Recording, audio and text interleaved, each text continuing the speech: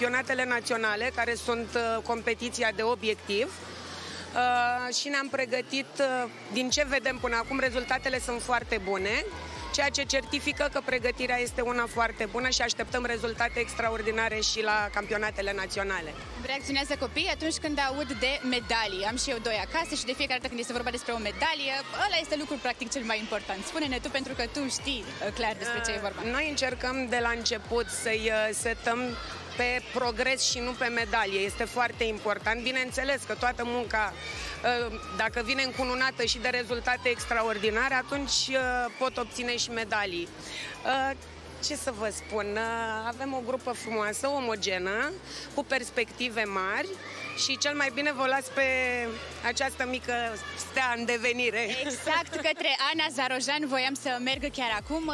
Ana, aș vrea să te întreb în primul rând, pentru că de acest nume veți auzi foarte, foarte mult în viitor. Spune-ne puțin câți ani ai și cum te-ai pregătit pentru ziua de astăzi.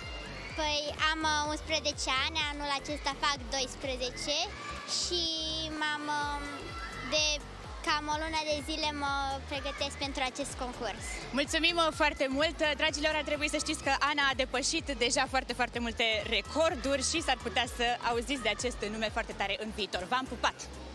Mulțumim frumos, Elena! Le urăm și noi mult noroc și spor micilor și viitorilor campioni! Dacă tot este urât afară, înseamnă că stăm în casă și ne